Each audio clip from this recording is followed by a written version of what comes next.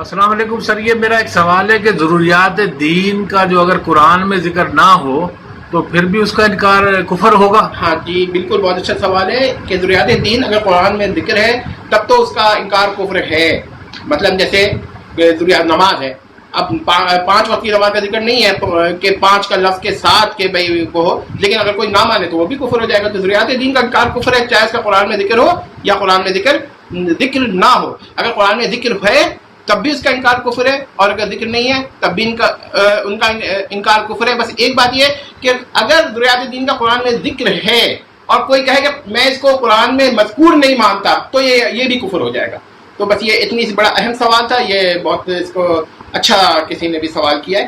اور دوسری بات یہ تھی کہ میرا ایک لیکچر میں یہ سوال تھا کہ ہاں جی، جب دجال کے پاس ایک شخص آئیں گے اور وہ دجال کو چیلنج کریں گے کہ بھائی تم دجال ہو، تم خدائی دعویٰ کر رہے ہو، تم جھوٹے ہو، تو یہاں پر ایک بات یاد رکھیے گا کہ اکثر لوگ کہتے ہیں کہ وہ حضرت خضر ہوں گے. تو ہم بھی حضرت خضر مانتے ہیں، حضرت خضر مانتے ہیں. اور لیکن کیونکہ مسلم شریف کی روایت، امام مسلم کے بعد ایک روایت ہے الٹک وہ نقل کر دیں، وہ کوئی ایسا تو نہیں تھا کہ کوئی روایت تھی کہ ان کے پاس کوئی سند ہوگی، ہمیں اعتبار ہے ان پہ. لیکن اگر بالفرض آپ کو اس روایت کو رد کرنا چاہتے ہیں کیونکہ سند نہیں ہے، تو پھر ہم ایک بات اور یہ کہیں گے کہ پھر ہم ان کے بارے میں یہ کہہ سکتے ہیں کہ جو ان کو حضرت خضر مانتا ہے وہ بھی غلطی پر نہیں ہے، اس کے پاس بھی ایک بڑی دلیل ہے کہ سیدنا امام مسلم رحمۃ اللہ علیہ نے بغیر سند کے کوئی بات لکھی ہے تو وہ معمولی بات نہیں ہے، وہ کوئی ایسے نہیں ہے، کوئی اور کتاب کی مسلم شریف ہے وہ. تو یہ بات بھی یاد رکھیے گا. بہرحال تحقیق میں اختلاف ہو سکتا ہے، لیکن ہم یہ نہیں کہیں گے کہ انہوں نے نوز باللہ امام مسلم نے سنی سنائی بات کو ہی نقل کر دی. تو یہ نہیں ہے ان کے پاس کوئی اور روایت آئے کہ بس انہوں نے سند اس کی نقل نہیں کی. امام یہ مسلم یا امام بخاری پر اعتراض کرنا کوئی خالہ جی کا گھر نہیں ہے، یہ بات یاد رکھیے. تو یہ بات بھی ذہن میں رکھ لیتے. یہ 2 میرے لیکچرز کے اندر یہ سوال بار بار ہوئے تو میں نے کیا کہتے ہیں آپ لوگوں کو بتا دیا. اس کے علاوہ کوئی اور پیغام سر آپ؟